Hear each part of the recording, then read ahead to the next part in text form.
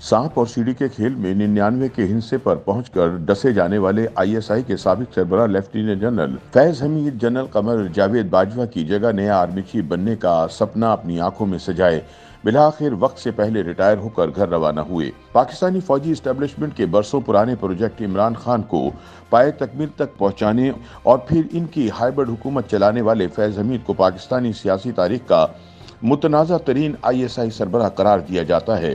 फैज हमीद को न सिर्फ इमरान खान बल्कि जनरल कमर जावेद बाजवा भी नया आर्मी चीफ बनाना चाहते थे और इसीलिए इन्हें अक्टूबर 2021 में पेशावर का कोर कमांडर बनाया गया था ताकि वो इस ओहदे के लिए अहल हो सकें।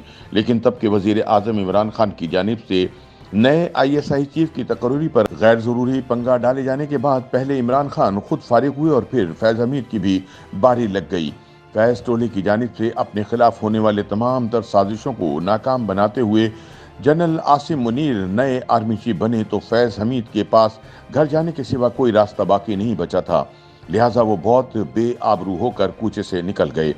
तजियाकारों का कहना है कि फैज हमीद ने अपने इंटेलिजेंस करियर में जो गंद किया इसके बाइस इन्हें पाकिस्तानी सियासी तारीख में एक ऐसे काबिल नफरत किरदार के तौर पर याद रखा जाएगा जिसने न सिर्फ 2018 के इलेक्शन में नंगी धांधली करवाई बल्कि सियासी इंजीनियरिंग के अलावा इमरान खान और अपने सियासी और सहाफती मुखालिफिन को न सिर्फ अगवा और गिरफ्तार करवाया बल्कि इन पर कातलाना हमले भी करवाए। बीबीसी के लिए एक तफसीली रिपोर्ट में सीनियर सहाफ़ी माजिद निज़ामी ने लेफ्टिनेंट जनरल फैज हमीद के करियर और इनसे जुड़े तनाज़ात पर नज़र डाली है। वो बताते हैं कि ब्रिगेडियर फैज हमीद ने चीफ ऑफ स्टाफ की हैसियत से रावलपिंडी कोर में काम किया। बतौर मेजर जनरल उन्होंने जनरल कमांडिंग ऑफिसर पुन्नू आकिल डिवीजन के तौर पर काम किया और इसके बाद तकरीबन 2.5 साल आईएसआई के इंटरनल विंग के सरबराह रहे। इस ओहदे को डीजीसी के मुखफ़फ़ से जाना जाता है। लेफ्टिनेंट जनरल बनने के बाद 2 महीनों के लिए उन्होंने बतौर एडजुटेंट जनरल काम किया। इसके बाद 2 साल से ज़ायद अरसे के लिए जनरल फैज हमीद आईएसआई के डायरेक्टर जनरल रहे। इसके बाद वो 8 महीने कोर कमांडर पेशावर के तौर पर काम करते रहे और बादशाह कोर कमांडर बहावलपुर तैनात हुए। पाकिस्तान आर्मी की तारीख में वो अफसरान उंगलियों पर गिने जा सकते हैं जो 2 मुख्तलिफ कोर्स के कमांडर रहे। गुज़िश्ता 75 सालों में सिर्फ 11 लेफ्टिनेंट जनरल ने एक से ज़्यादा कोर्स को कमांड किया और फैज हमीद इनमें से एक हैं। बतौर ब्रिगेडियर फैज हमीद ने 2015 में तब के corps commander Rawalpindi lieutenant general Qamar Bajwa के मातहत काम किया। ब्रिगेडियर फैज हमीद रावलपिंडी कोर के चीफ ऑफ स्टाफ थे और यहीं से इनका जनरल कमर बाजवा से एक मजबूत और ज़ाती ताल्लुक बना। काबिल जिक्र बात यह है कि जुलाई 2016 में जब वो जीओसी पन्नू आकिल तैनात थे, मेजर जनरल फैज हमीद के भाई सिकंदर हयात चकवाल में अपने खेतों में काम करते हुए ट्रैक्टर हादसे में फौत हो गए। उस वक्त के IG training lieutenant general Qamar Bajwa दूसरे ही दिन चकवाल के कस्बे अल लतीफ़ाल में ताज़ियत के लिए पहुंचे। उसी साल के आखिर में आर्मी चीफ बनने के फौरन बाद जनरल कमर बाजवा ने मेजर जनरल फैज हमीद का पन्नू आकिल से तबादला करते हुए इन्हें आईएसआई में डीजी काउंटर इंटेलिजेंस तैनात किया। आने वाले वर्षों में फैज हमीद एक ताकतवर, बाअसर और मुतहर्रिक जनरल के तौर पर सामने आए। 27 नवंबर 2017 को मुस्लिम लीग की हुकूमत और तहरीक लब्बैक के दरमियान होने वाले माहिदे के आखिर में वसातत मेजर जनरल फैज हमीद लिखा हुआ था। यही वो माहिदा था जिसकी बदौलत जनरल फैज हमीद का नाम अवामी हल्कों में मारूफ हुआ और इसके बाद ये सिलसिला रुक ना पाया। बादशाह तहरीक लब्बैक से माहिदे के मामले पर सुप्रीम कोर्ट ने अपने एक फैसले में ऐसे अफसरान के खिलाफ सख्त कार्रवाई का हुक्म दिया जिन्होंने सियासी मामलात में मुदाखलत करते हुए अपने हलफ की पासदारी नहीं की।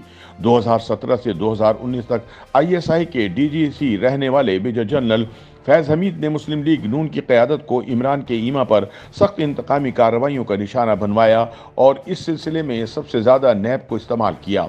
इस दौर में सियासी इंतकाम, गिरफ्तारियों, वफादारियों की तब्दीली के इल्ज़ामात सामने आए।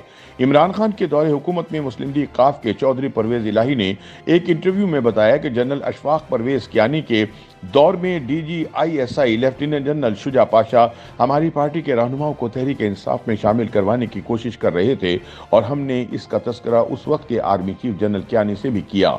سابق گورنر اور رہنما مسلم لیگ نون محمد زبیر اس موقف کی تائید کرتے ہوئے کہتے ہیں کہ تحریک انصاف کے حق میں پہلے جنرل پاشا اور پھر جنرل ظہیر الاسلام نے کام کیا اور پھر آخرکار میجر جنرل فیض حمید کے دور میں عمران خان کو وزیر اعظم بنایا گیا۔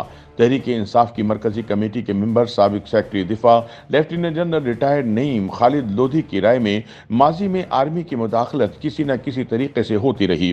اس مرتبہ معاملہ کچھ مختلف تھا۔ جنرل فیض حمید کے دور میں سیاسی مداخلت خاصی سر عام اور کسی حد تک بے ڈھنگی بھی ہونا شروع ہو گئی تھی۔ گلی محلوں اور عوامی حلقوں میں ISI کا کردار زیر بحث آنے لگا۔ پہلے یہ سب کچھ ڈھکے چھپے انداز میں ہوتا تھا، لیکن اب سب کچھ سامنے ہو رہا تھا۔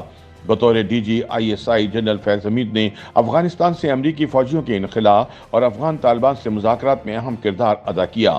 اس کے علاوہ انہوں نے تحریک طالبان پاکستان کے ساتھ مذاکرات کی پالیسی اپنائی جو الٹی پڑ گئی، اور اب طالبان ایک مرتبہ پھر حملے کرتے ہوئے پاکستان کے قبائلی علاقوں میں قدم جما رہے ہیں۔ گزشتہ سال جب نئے ISI چیف کی تقرری کا معاملہ سامنے آیا تو وزیر اعظم عمران خان کی خواہش تھی کہ فیض حمید کو اس عہدے پر مزید کچھ عرصے کام کرنے دیا جائے۔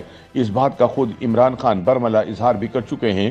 تاہم لیفٹیننٹ جنرل ندیم انجم کو نیا ISI چیف تعینات کر دیا گیا، لیکن وزیر اعظم ہاؤس کی جانب سے تعیناتی کی سمری کی منظوری میں تاخیر ہوئی، جسے فوج اور تحریک انصاف حکومت کے درمیان تناؤ کا باعث سمجھا گیا۔ ماجد نظامی کے مطابق کئی حلقوں میں لیفٹیننٹ جنرل فیض حمید کے کیریئر سے جڑے تنازعات کے حوالے سے سابق وزیر اعظم عمران خان اور ان کی جماعت کو بھی مورد الزام ٹھہرایا جاتا ہے۔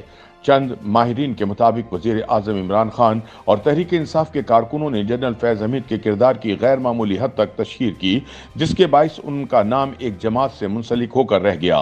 خصوصاً سوشل میڈیا پر ان کا تاثر پاکستان آرمی کے پسندیدہ جنرل کی بجائے ایک جماعت کے محبوب جنرل کا بن کر رہ گیا۔ جنرل حمید گل کی طرح جنرل فیض حمید کو بھی حد سے زیادہ شہرت یا بدنامی کا نقصان ہوا اور انہیں آرمی چیف کا سپنا آنکھوں میں سجائے وقت سے پہلے رخصت ہونا پڑا۔ YouTube پر گوگلی نیوز دیکھنے کے لیے youtube.com کی سرچ بار میں گوگلی نیوز TV ٹائپ کریں۔ گوگلی نیوز کے پیج پر سرخ رنگ کے سبسکرپشن والے بٹن پر کلک کرنا نہ بھولیے۔ YouTube پیج پر اپلوڈ ہونے والی ویڈیوز سے باخبر رہنے کے لیے بیل آئیکن پر کلک کیجیے۔ آپ کو ہر نئی ویڈیو کے بارے میں نوٹیفیکیشن موصول ہو جائے گا۔